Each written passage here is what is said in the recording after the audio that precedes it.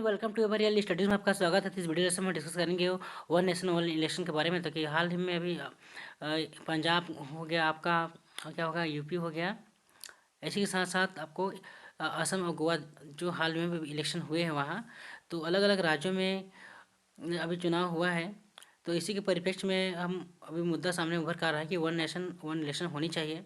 तो बहुत से पार्टीज़ का मानना है कि वन नेशन में वन इलेक्शन होनी चाहिए। मतलब इलेक्शन एक बार होए, बार बार इलेक्शन की ज़रूरत ना पड़े। ठीक है, बार बार इलेक्शन होने से क्या होता है, इसमें आपका टाइम कंज्यूमिंग होता है और जो गवर्नेंस होता है, गवर्नमेंट, उसको क्या है, इसमें प्रॉब्लम होता है इसमें। तो इसी की कमी को देखने के लिए गवर्नमेंट चाहती है, जो सेंट्रल गवर्नमेंट चाहती है कि वन नेशन है तो वन इलेक्शन हो। तो सबसे पहले हम देख लेते हैं कि इलेक्शन कमीशन ऑफ इंडिया है, ये कब बना था। ये आपका बना था 25 जनवरी 1950 को, जिसमें आया था। ठीक है, इनके जो वर्तमान जो है इलेक्शन कमिश्नर हैं वो कौन है, सुशील चंद्र जी हैं। ठीक है, तो वन नेशन वन इलेक्शन के बाद में अगर बात करते हैं तो आपको देखेंगे सेंट्रल लेवल पे इलेक्शन जो होता है, और राज्यसभा का चुनाव या फिर लोकसभा का चुनाव। ठीक है, एक साथ साथ जब स्टेट के इलेक्शन होता है, स्टेट के इलेक्शन, तो जहाँ इसमें स्टेट के इलेक्शन होता है तो आपको एमएलए देखने को मिलते हैं, इसको क्या है, एमएलए बोलते हैं। और राज्यसभा या लोकसभा के जो है वो एमपी होते हैं, मेंबर ऑफ पार्लियामेंट होते हैं। ठीक है, और स्टेट लेजिस्लेटिव असेंबली होता है ना। इसमें क्या है, एमएलए बनते हैं लोग, मेंबर ऑफ लेजिस्लेटिव असेंबली के जो सदस्य होते हैं। इसी के साथ राज्य में जो होते हैं, राज्य के अंदर भी बहुत सारे इलेक्शन होते हैं। ठीक है, सपोज कोई राज्य है, जैसे यूपी हो गया, तो उसमें क्या है, उसके अंदर भी होता है इलेक्शन होता है उस राज्य में, जो उसके स्टेट इलेक्शन कमीशन कराता है, जो उसके इलेक्शन बॉडी होते हैं वो। ठीक है, तो उसमें म्यूनसिपलिटी इलेक्शन होगा।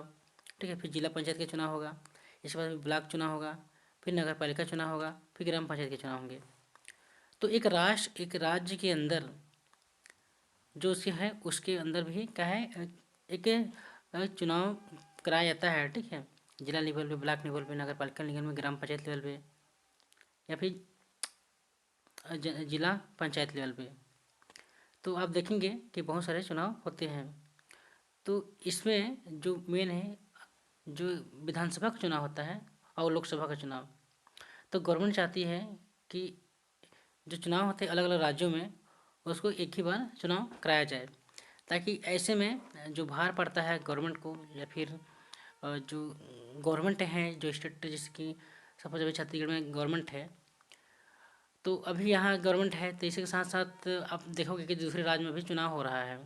ठीक है, तो ऐसे में कि जो यहाँ के जो लोग हैं, ठीक है, यहाँ के जो पार्टी के लोग हैं वो वहाँ जाते हैं, या फिर यहाँ के जो गवर्नमेंट के लोग हैं वहाँ वो दूसरे राज्य के इलेक्शन में इन्वॉल्व हो जाते हैं। तो इसमें क्या है, दूसरे राज्य को प्रभाव पड़ता है। ठीक है, तो इसी कमी को रोकने के लिए वन नेशन वन इलेक्शन की बात की जा रही है। तो इसमें पार्टी का अलायंस आपको दिखेगा, क्योंकि उसी पार्टी का है, तो हर हर पार्टी अपने अपने पार्टी को सपोर्ट करती है।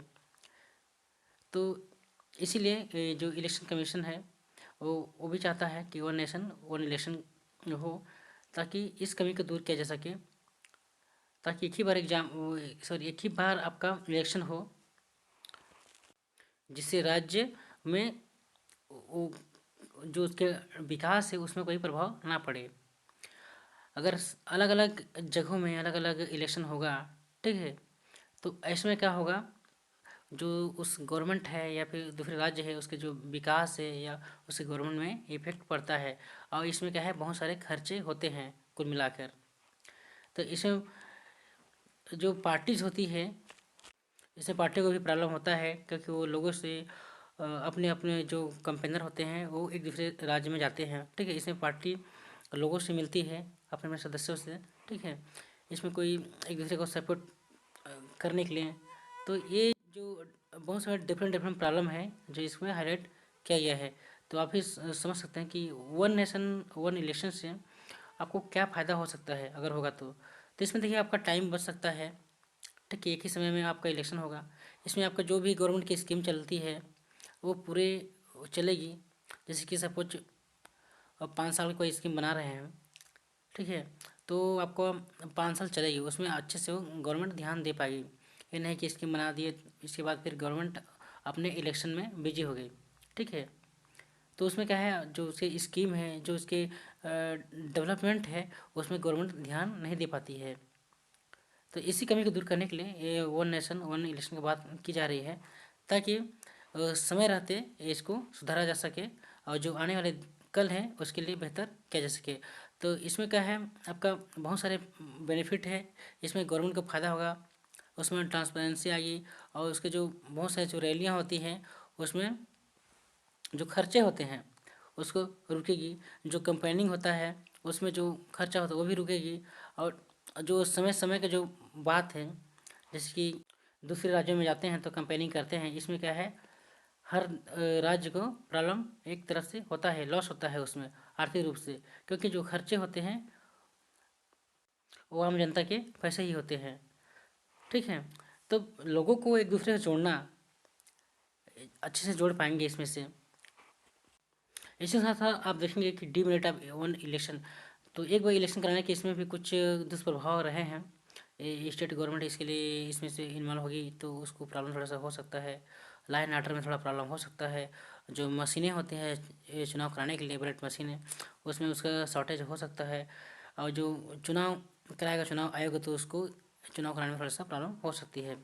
ठीक है, तो इससे कुछ दुष्प्रभाव रहे हैं, तो अगर आप एक तरफ से देखेंगे तो इसके दुष्प्रभाव थोड़ा सा कम इसको सॉल्व किया जा सकता है आज के समय में, क्योंकि बढ़ती जो टेक्नोलॉजी है, ठीक है, उसकी मदद से जो वन नेशन वन इलेक्शन है इसको कंडक्ट कराया जा सकता है, उस समय रहते इसमें स्टेट गवर्नमेंट को जो उसके लाइन ऑर्डर को प्रॉब्लम को सुधारा जा सकता है, और वन नेशन वन इलेक्शन के जो सपने हैं उसको साकार किया जा सकता है। जो डिमेरिट है वन इलेक्शन के, उसके दोष को भी दूर किया जा सकता है। तो इसमें स्टेट गवर्नमेंट को और जो सेंट्रल गवर्नमेंट का दोनों एक दूसरे को सहमति अगर दे देते हैं तो अच्छी बात है। ठीक है, इसमें बहुत ज़्यादा प्रॉब्लम नहीं होनी चाहिए।